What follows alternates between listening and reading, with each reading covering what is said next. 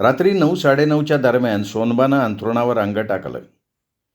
5-10 मिनिटात डोळे मिटतील असं त्याला वाटलं होतं, परंतु एक एक विचार त्याच्या मनात ठाण मांडायला लागला.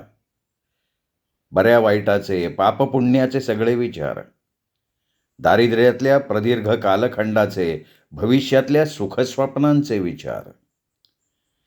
डोक्यात विचारांची गर्दी झाली की झोपेचं खोबरं झाल्याशिवाय राहत नाही हे त्याला अनुभवानं माहिती होतं.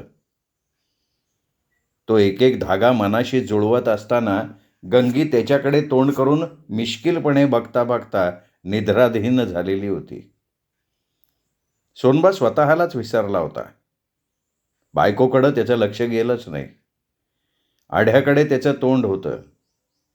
ते गंगीकडे वळवावं, तिला जवळ ओढावं, कुशीत घ्यावं, उद्याची स्वप्न रंगवावीत आणि मग गात्र शिथिल झाल्यानंतर निद्रेच्या स्वाधीन व्हावं, असे साधे सरळ रंगतदार विचार मात्र त्याच्या मनात सुद्धा आले नाहीत. एकदा ताटकळ पडली की मग झोप लवकर लागत नाही. निद्रादेवीची आराधना करायला लागते. कुशी बदलीत तळमळत पडून राहायला लागतं. सामान्य माणसाच्या मेंदूला विचारांचं ओझं फार काळ पेलवत नाही. तासा-दीड तासांनी सोनबाला डोकं जड झाल्यासारखं वाटलं. उकाडाही वाढला होता. तो उठून बसला. उशालगतच्या कंदिलाची वात मोठी केली. अंगातली कोपरी काढली. त्याच कोपरीनं वारा घेत तो अंगणात आला. सारं करंजावणं विसावलं होतं. 10-12 मिनिटं तो अंगणात उभा राहून आकाशातल्या चंद्रिकांचं निरीक्षण करत होता. शरीर थंडगार झाल्यावर घरात आला. दाराला आतून कडी घालत असताना गंगीला जाग आली. ती म्हणाली, "अव, कडी घालू नका, मला बाहेर जायचे." "अगं, बाहेर अंधार आहे. नानीमध्ये जा." "नानीमध्ये नको बाई, तुम्ही थांबा व्हायचं." गंगी बाहेर जाऊन आली. कडी घालताना म्हणाली, "उद्या पतूर काही लाईट येत नाही वाटतं." "राह, मला माहिती." "किती वाजले असतील?" "आधी रात व्हायला आली. ताटकळ पडली, झोपच येईना म्हणून अंगणात गेलो, थोडा वेळ चांदण्या मोजल्या." "डोक्यात एखादा घेर असन, पडा आता." "आणखीन तासभर झोप येईन असं काय वाटत नाही." "अहो, पडा तुम्ही, ये ना आपोआप." "झोप येण्याचं तुझ्या का औषध आहे ना?" "आहे म्हणून तर म्हणते." "बरं होईन, उद्याच्याला लवकर उठायचे." तो अंथरुणावर अंग टाकत म्हणाला. "खामगावला कशा करता जायचंय हो?" "अगं, आपण घरामध्ये असतो नसतो, दिवसा डावळ्या चोऱ्या वात्यात. एखाद्या बँकेमध्ये खातं उघडून पैसे ठेवून द्यायचा विचार मनात आलाय." "घराचं काम करायचं नाही का?" "ते दिवाळी झाल्यावर बघू." "गेल्या साली असंच म्हणला होता." "अगं, तवा आपल्याकडं पैकाच नव्हता." "सापराची चाकारणी तरी करायला पाहिजे." "अहो, किल्ल्यामध्ये चिकार वामान आहे." "वामान नाही घालायचं. 3-4 महिन्याचा तर प्रश्न आहे." "उद्या पोरासनी साळची कापडं घेऊन यान का?" "आणि तुला बी एक झाकास लुगडा आणतो की." "मला आता आणि कशाला? 2 दारकुंड, समधा पानकळा निघन. कढई आणि येळा ती आणायचं मात्र विसरू नका." "मला वाटलं तू हीच विसरली असशील. मी काय म्हणतो ऐक, आता तू दाराकुंड नेसायचे नाहीत." "अहो, गरिबाने गरिबावाने राहावं. 4 पैसा हाती लागलं म्हणून लगेच उत्मात नाही चालू करायचा." "फाटकं तुटकं लिहायची नेसायची हौस बागली नाही का तुझी? मग तुम्ही का तुटक्या वाहना घालता? तुम्ही का निस्त्या कोपरीवर राहता? तुम्हाला नाही हवस? तुम्ही अंगामध्ये सदरा घालणार असाल तर मी दारखुंड नेसणार, नाही तर नाही." "ते आत्ताच नको, दिवाळीच्या निमित्तानं घालेल मी." "मग मी बी दिवाळीपासून दारखुंड नेसणार नाही." सोनबाने कौतुकानं गंगीकडे बघितलं. तिच्या गालाला एक चिमटा घेतला आणि तिला जवळ ओढत म्हणाला, "खऱ्या अर्थाने या सोनबाची बायको शोभतीयस. संसार करताना एकमेकाशी उमजून घ्यायचं असतं." "कवा पण एवढी शहाणी झालीस?" "शहाणपणाचा मागता काय तुम्ही एकट्याने घेतलाय का?" मग काही सोनबानं आणखीन हितगुज केलं नाही. गंगीची मिठी आवडली गेल्यामुळे तो बोलायचा थांबला. ते बघून ती म्हणाली, "आता कंदील मालवून शाण टाकताय का?" "नाही, आता येळच नाही." अत्यंत समाधानानं दोघं निद्राधीन झाले. पहाटे दुसऱ्यांदा शेजारणीच्या कोंबड्यानं बांग दिली तेव्हा गंगेला जाग आली. बाहेर जाऊन बघते तर बरंच फटफटीत झालं होतं. लाईटही आलेली दिसली. लाईटचं बटण दाबून तिने कंदील मालवून खुंटीला अडकवला आणि मग ती चुलीजवळ गेली. पाणी तापवायला ठेवलं. मिश्री लावली. संडासला जाऊन आल्यावर तिने नवऱ्याला हाक मारली. जेव्हा रेडिओवर 7च्या बातम्या सुरू झाल्या तेव्हा सोनबा सारं उरकून पाण्यासाठी गडवा घेऊन घरातनं बाहेर पडला. घाटावरच त्याची आणि सावकाराची गाठ पडली. दोघे बरोबरच मंदिराकडे गेले. देवाला पाणी घातल्यावर सावकारांनी गाभाऱ्यातच खिशात हात घातला. 100च्या नोटांचं बंडल सोनबाच्या हातात दिलं. कोपरीच्या खिशात नोटा ठेवून सोनबा म्हणाला, काय भरवसा वाटला नाही काय बापूसाहेब? सोनबा, दुःखावरची खपली नको काढू. ज्यांच्यावर भरवसा ठेवला त्यांनीच. जाऊ दे. रात्रीचा दिस केलाय, 12 तास उभं राहिलोय, पै जमा केली. कुणासाठी केलं सांग बरं? वाल्या कोळ्याच्या पापाचा वाटा उचलाया त्याच्या बायकोनी पोरांनी नकार दिलता बापूसाहेब. सावकाराची भिडभाड न ठेवता सोनबा बेधडक म्हणाला, अरे माझी पापं तुला दिसत्या, त्यांची? त्यांना त्यांच्या कर्माची फळं मिळाले बिगर राहणार नाहीत. आणि एक सांगतो बापूसाहेब, हे बघा, पैसा म्हणजे काही सुख नाही. उपभोग बाजूला ठेवून शानी तुम्ही पैका मिळवत आला, काय उपयोग हो त्याचा? बोलता बोलता ते बाहेर आले. पारावर जाऊन सोनबाजवळ आपलं मन आणखीन मोकळं करावं असं बापूसाहेबांना वाटत होतं, पण सोनबा थांबला नाही. आता मी वाईस गडबडीते, पाहिजे तर सांच्याला जेवणा अगोदर गडीभरासाठी येतो बसाया. ये मी वाट बघील. सोनबा घरी आला. झालेला आनंद मनात मावत नव्हता. तरीसुद्धा 10,000 मिळाल्याचं त्यांनी गंगेला सांगितलं नाही. बायांची तोंडं फुटक्या भांड्यासारखी असतात म्हणून त्यांनी सांगणं मुद्दाम टाळलं. त्याला चहा देऊन ती पाण्याची खेप आणायला नदीकडे गेली. भाकरी होईपर्यंत सरपंचांना भेटून येण्याचा विचार त्याच्या मनात आला. गंगी पाण्याची दुडी घेऊन आल्यावर तो म्हणाला, गंगे जडदिशी स्वयंपाक करून ठेव, मी सरपंचाकडे जाऊन येतोय. अहो जाताना दारामागं कुऱ्हाडे, ती लवाराकडे शेवटाय घेऊन जावा. 3-4 जागी खिंडी पडल्यात. अगं धाकू लगेच नाही देणार शेवटून. कामाला जाण्याच्या वक्तापत्र दे म्हणावं. जाताना मी घेऊन जाईन. हायस्कूलच्या पलीकडं करंज ओढ्यालगत 1 नंबर वॉर्डमध्ये धाकू लोहार गेली 30 वर्ष राहतोय. सोनबाला वाकडी वाट करून जायला लागलं. धाकू लोहार भात्याजवळ पोतं अंथरून त्यावर बिडी फुकत बसला होता. नवऱ्याने टाकून दिलेली त्याची मुलगी रखमा नवी कोरी अंजिरी रंगाची साडी परिधान करून अंगणात डोकं विंचरत बसली होती. 4 चौघीत उठून दिसणाऱ्या उफाड्याच्या बांधाच्या रखमाला तिच्या नवऱ्याने का टाकलं असावं याचा उलगडा करंजावण्यातल्या कोणालाही अद्याप झालेला नव्हता. नवऱ्याकडं ती जेमतेम 4-6 महिने नांदली असेल. त्यानंतर ती बापाकडे जी आली ती पुन्हा गेलीच नाही. 3-4 महिने मध्यंतरी गेले आणि त्यानंतर ती मोहिते डॉक्टरांच्या दवाखान्यात कामाला जायला लागली. चंपा रंगीसारखी रखमा रंगेल नाही. स्वभावाने शांत, मनमिळाऊ आणि प्रेमळ आहे. असं असूनसुद्धा जवानीच्या होमकुंडात जळत राहण्याची शिक्षा तिला परमेश्वरानं का दिली असावी हे एक मोठं कोड आहे. सोनबाने तिला आपल्या ढंगदार आवाजात विचारलं, काय रखमा, आज लईच चाककतीय. चुलीचं काळं लाव गालाला, आल्या गेल्याची दिष्ट लागाय नको. डॉक्टरांच्या भाचीच्या लग्नाला जायचे. तरीच एवढी नटली आहेस. थाट आहे थाट. बाबा, सोनबाला एक बिडी दे वाडाय. आंबाडा घालत रखमा स्मित करत म्हणाली. धाकूच्या हवाली कुऱ्हाड करून सोनबा सरपंचाकडे जाण्यासाठी मधल्या गल्लीला लागला. त्याच्या डोक्यात रखमाचा विचार घोळायला लागला होता. कुठंतरी पाणी मुरत असाय पाहिजे. नवऱ्याने हिला टाकली असं वाटतच नाही. गेल्या 3-4 वर्षात तिने एकदा बी नवऱ्याचं नाव घेतल्याचं आठवतच नाही. सळसळत्या जवानीला ती कशी काय आवर घालत असन, विश्वासच बसत नाही. तसं असतं तर झाडाच्या गळून पडलेल्या कळीवानी सुकली असती. पण ती तर आणखीनच उमलत चालली. डॉक्टराबरोबर हिचं काय गंमत नसन ना.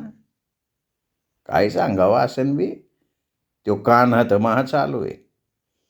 आपण इथं राहायला आल्यापून त्यांनी 3-4 जणींची लफडी केल्याची आवई आहे. खोलामध्ये जाऊन शनी तपास करायला पाहिजे. तो काना हाती लागला तर आपली वाट आणखीन सोपी होणार. सरपंच घरी नव्हते. ते पंचायतीच्या ऑफिसातनं परस्पर मळ्यात जाणार होते. सोनबा मग कुठेही न थांबता सरळ आपल्या घरी आला. आल्याबरोबर जेवायला बसला. गंगीनी त्याच्या आवडीचं उडदाचं घुटं आणि लसणाची चटणी केली होती. त्याचं जेवण चालू असताना सखा आला. दारातून आत पाय टाकत त्याने किंचित आश्चर्याने विचारलं, अरे एवढं सकाळी सकाळी जेवाय बसला? अरे खामगावला जायचंय. खरं सांगतो काय, मी बी हत्यारं लावाय येतो. अरे चल की. कोणत्या गाडीने जायचं? अरे 10च्या. बस की खाली. नाही आता बसत नाही. मागं गाड्यासनी सांगून छान येतो. खरोखर येणार आहे ना तू? हां अरे मी उद्याला जाणार होतो, पण तू आजला जाणार आहेस मग आजच येतो. मागून घरी जाईल. कसं तरी 4 घास खातो आणि तसं स्टँडकडे येतो. चालेल का? मग ही तर जेव की. ज्याकाच गोठान लसणाची चटणी आहे. अरे घरी जायचं नसतं तर जेवलो असतो. असं म्हणून तो आल्यापावली माघारी वळला. सखा सोबतीला मिळाला म्हणून सोनबाला अर्थातच आनंद झाला. जेवणानंतर सोनबानी शांतपणे बिडी ओढली. मग त्याने ट्रंक उघडली. खर्चापुरते 200-250 रुपये ठेवून बाकीची सारी रक्कम कोपरीच्या खिशात ठेवली. ट्रंक बंद करून तो उठला. बाजाराची पिशवी घेऊन बाहेर पडला. सखा त्याच्या अगोदर स्टँडवर पोहोचला होता. आश्चर्याची गोष्ट म्हणजे स्टँडच्या आवारात त्याला मारुती करंजे आपल्या बायकोसह उभा असलेला दिसला. मारुतीचं तोंड बरंच सुजल्यासारखं दिसलं म्हणून जवळ जाऊन त्यांनी जानाबाईकडे चौकशी केली. जोडीनं कुठं निघाला जानाबाईंनी? भाऊजी यासनी दवाखान्यात घेऊन निघाली. काय बरं नाही काय मारुती भाऊसनी? त्यांनी साळसूतपणाचा आव आणून विचारलं. गुत्त्यावरच्या 2-3 पोरांनी राती मारहाण केली. का म्हणून? नाही यांचा काय बी दोष नाही. हे उघडे नागडे भूतावानी दिसले त्यासनी. याडा समजून झोपाडला. मग आपल्या गावातला दवाखाना उघडला नाही का? डागदर लग्नाला गेलेत. काय मारती भाऊ, काय लय चढली होती का? त्यासनी काय विचारतंय भाऊजी? घरादाराची राख रांगोळी व्हायची वेळ आली. पिऊन शनी वाड्यात पडले होते. चोरट्यांनी अंगावरची कापडं नेली तरी ह्यांना माहीत पडलं नाही. तोंडावर पदराचा बोळा धरून जनाबाई गालात हसत म्हणाली, अगं बाई मग हे घरी कसे काय आले? आले मार खाऊन शनी. अंधार झाल्यावर लपत चपत आले. तोंड बरं सुजलेलं दिसते. आणि कुठं लागले? बाबा तेवढं काय विचारू नका, मारुती करंजे म्हणाला. प्यायची असली तर घरी घेऊन जायची. नाही प्यानाला आजपासून रामरामचे, मारुती हात जोडून म्हणाला. सोनबाने आनंदाने जनाबाईकडे बघितलं. तिच्या डोळ्यात आनंद अश्रू दिसले. डोळ्यांना पदर लावत म्हणाली, भाऊजी अहो ह्यांची कापडं घेऊन जाणारा चोर नव्हता. त्यो तर माझ्याकरता देवदूत होता. 10ची गाडी नेहमीप्रमाणे 10:30 वाजता आली. 5 मिनिटं थांबली. खामगावकडे निघाली. सखा शेजारी होता. गप्पांना तोटा नव्हता. विषयांची कमतरता जाणवलीच नाही. विषय निघत गेला. सोनबानं मुद्दाम मनातला विषय त्याच्याकडं काढला. ते कानाच्या भाचीचं लगीन कधी आहे?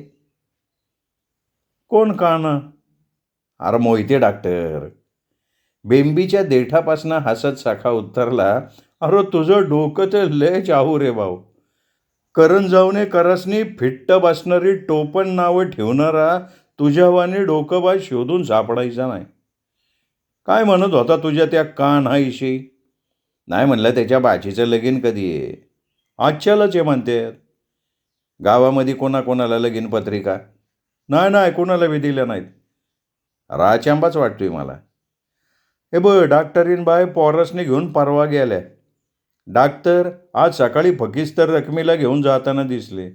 अयो अरे त्या रकमेने काय थाट केलता म्हणून सांगू. आता लग्नाला जायचं म्हणल्यावर बायासनी थाटमाट करावाच लागतोय ना. पण काय म्हण, डॉक्टरांनी 10-5 पत्रिका द्यायला पाहिजे होत्या. का? तुला जायचं होतं का? मला? मी कोण स्वायर आहे काय त्याचा?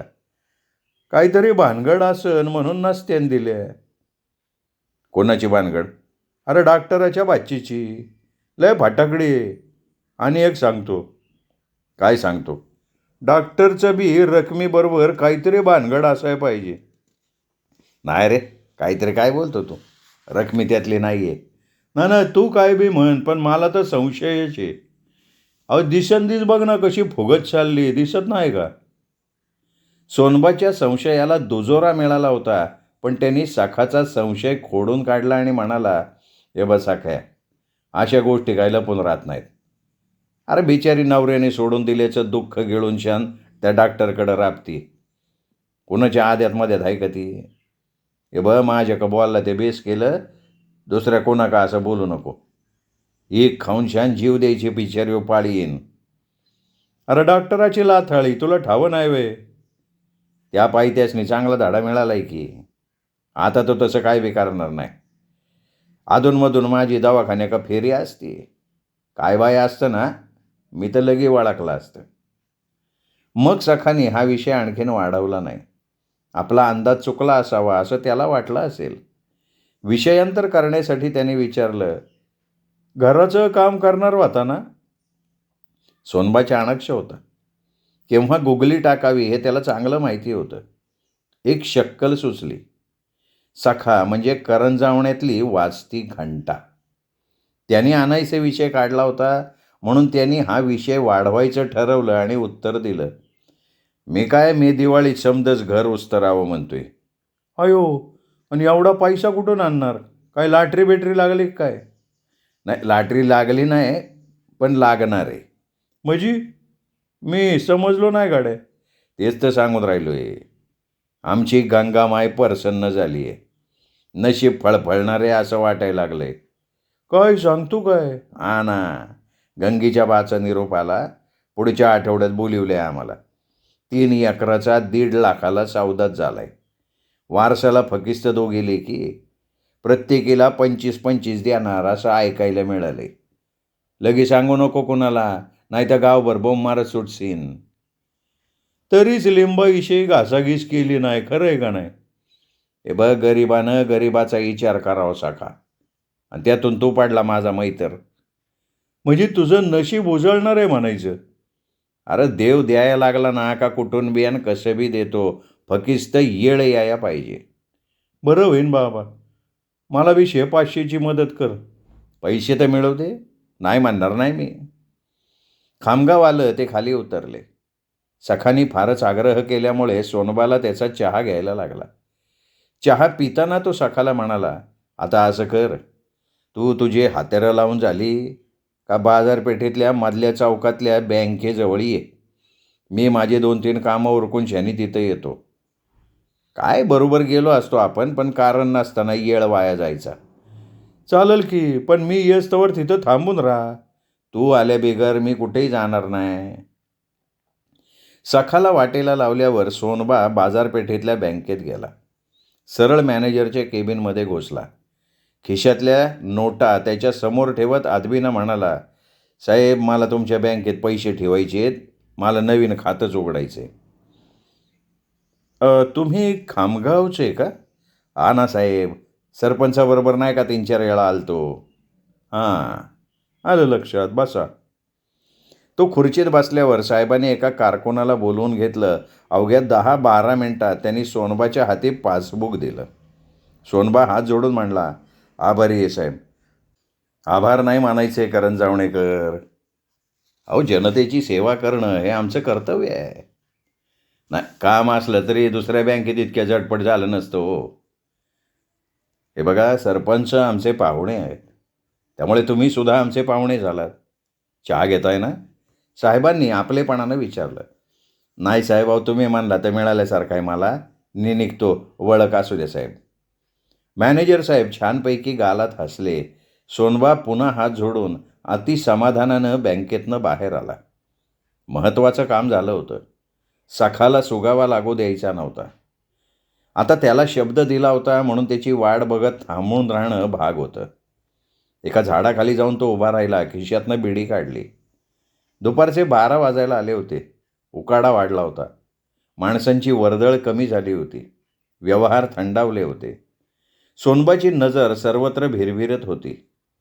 आधुनिकतेचा वेध घेता घेता स्वतःचा गबाळेपणा त्याला खटकत होता. तुटक्या वाहणा, मळकी कोपरी, कळकटलेलं धोतर, वाढलेली दाढी, सारखं बिडी ओढणं आणि अशुद्ध बोलण्याचं पडलेलं वळण. तो मनोमन म्हणाला, आता हे समद बदलण्याची लगेच घाई नाही करायची. लोकांसनी संशय याया नको. आस्ती आस्ती आस्ती एक एक बदल करायचा. समद बदलता येईन, पण हे बोलणं कसं बदलायचं? बोलणं बदलायचं म्हणजे एखाद्या मास्तरची मदत घेतली पाहिजे. त्या बिगार जिभेचं वाळण बदलणार नाही. तेवढ्यात सखा जवळ येऊन उभा राहिलेला बघून त्याने विचारलं, अरे किती वेळ लावला गाड्या? वाट बघून छान पाय मोडायची वेळ आली. अरे हत्यार लावाय नंबर लागले होते. आता कुठं जायचं? आता कापडाच्या दुकानात जायचं, भोऱ्याच्या दुकानात आणि मग चांभाराच्या दुकानात. त्यांची खरेदी उरकायला तासभर लागला. नंतर नाश्ता पाणी झाला. ते स्टँडकडे आले. 2ची गाडी लागायला 15-20 मिनिटांचा अवधी होता. जनाबाई आणि मारुती करंजे बाकावर बसलेले दिसले. तिने सोनबाला विचारलं, काय काय खरेदी केली भाऊजी? अहो लुगडं, कपडं, कढई, येळा, वाना. परपंच लय वाईट हो. किती येळ आहे हो गाडीला? अजून 2 वाजायचे आहेत ना. चला की चहा पिऊन आलो असतो. चहा प्यायची येळ आहे का वहिनी? शिवाय मारुती भाऊसनी हॉटेलमधला चहा चालणार नाही. इथंच गप्पा मारत बसून राहू. बरं कोणच्या डॉक्टरकडे गेलता? सोनबाने टोपी काढून विचारलं. ते पंपाजवळचा डॉक्टर. इंजेक्शन दिलं ना? 1 नाही 2 दिली. अगोदर तपाशीतच नव्हता. सरकारी दवाखान्यात जा म्हणत होता. म्हणजे मारुती भाऊ मारामारी करून आलाय असा त्याचा समज झालेला असणार, म्हणून तो म्हणला तुम्हाला सरकारी दवाखान्यात जा. मला बी तसंच वाटतंय. लय खोदून खोदून खोदून विचारत होता बरं का. दुसऱ्या दिवशी सकाळी 8 वाजता सोनबाला बोलवायला लिंबाजी आला. पाटलांनी बोलवण्याचं कारण त्याला माहिती होतं, म्हणून त्यांनी लिंबाजीला सांगितलं, ए लिंबाजी, मी काय आता लगेच येत नाही. 4 घास खातो, लगे वाड्याकडे यायला निघतो. सांग पाटलासनी. अरे बाबा, तुला घेऊन यायला सांगितलंय. नाही तर मालक माझी झाडणी करतेन. नाही करणार बाबा. त्यांनी बोलवण्याचं कारण मला माहिती. तू नको चिंता करू, जा तू. पण मला परत हेलपाटा नाही ना देणार तू? नाही देणार बाबा. पाटलाच्या कामाला नाही मानायची माझी टाप आहे का? मग लवकर ये, इसरू न ग. नाही इसरत रे. बरं बाई, थांबतो का? गोडभर चहा घेऊन शनी जा. गंगे, कप भर चहा कर बिगिने. अरे नको रे बाबा, उशीर झाला तर मला खवळण. अरे किती घाबरतो काय? पाटील म्हणजे काय वाघ बिग आहे काय? बस खाली. सोनबाचा शब्द त्याला मोडता आला नाही. तो खाली बसल्यावर सोनबाने सहज स्वरात विचारलं, धाकलं पाटील हल्ली दिसत नाहीत रे लिंबाजी? असतेत की, तुझी आणि त्यांची गाठभेट होत नसन. लिंबाजींनी विचार करून तुटक स्वरात उत्तर दिलं, लिंबाजी, अरे मी बी खंडेराव पाटलाचाच माणूस आहे. तू खरं सांगितलं नाही तरी मला समजल्या बिगर राहणार नाही. हे बघ सोनबा, मी पाटलाचा नोकर आहे बाबा. लिंबाजीला संशय यायला नको म्हणून सोनबाने जास्त आग्रह धरला नाही. त्यांनी फक्त खडा टाकून पाहिला होता. लिंबाजी चहा घेऊन गेल्यानंतर गंगे म्हणाली, जगाच्या उगाच चांबार चौकशा करायची तुम्हाला लय वाईट खोड लागली. तुला नाही समजायचं गंगे. तू फक्त ऐकण्याचं काम करत जा. घराबाहेरच्या गोष्टीविषयी विचारायचंच नाही. काय नाही विचारणार, पण एखादी गोष्ट अंगाशी आली म्हणजे आल्यावर येईन बघता. काय पागणार आहे हो? इथं कोणाचा आधार आहे आपल्याला? कुणाचा? अगं या करण जाऊन येत मी म्हणणारी माणसं या सोनबाच्या मुठीत आहेत. काय समजते काय मला तू? सोनबा छाती फुगवून अभिमानानं म्हणाला, माहिती आहे मला. काय माहिती आहे तुला? रागावणार नसलात तर सांगते. मला तुझ्यावाने रागावणं जमतच नाही. सांग कुशाल. सांगते. मला सांगा, उंदीर मोठा होऊन होऊन किती मोठा होईन सांगा बरं? अहो लईच मोठा झाला तर घूस होईन. हत्ती तर नाही ना होणार. सोनबाने आश्चर्याने तिच्याकडे बघितलं आणि खो खो हसत म्हणाला, गंगे मानलं बा तुला. आज पतूर तुला मी अडाणी समजत होतो, पण तुला बी डोकं आहे की. हे बघ, आजपासून मी तुला गंगे अशी हाक मारणार नाही, मी तुला आदरानं गंगा असं म्हणत जाईन. चालन का? नाही बाय, तसलं काय नको. गंगी गंगे म्हणण्यात जो गोडवा आहे ना, तू या गंगा नाही आहे त्याच्यात. गंगा कसं कालवनात मीठ नसल्यावानी आळणी वाटते. अहो, आपण अडाणी गरीब माणसं आहे, त्याप्रमाणे आपलं वागणं बोलणं चालणं असलंच पाहिजे ना. भाकरी करते ना तू? सोनबानं विषय न वाढवता विषयांतर करण्यासाठी विचारलं. अहो, पाण्याची खेप आणायची. तुम्ही आता का कावड घेऊन?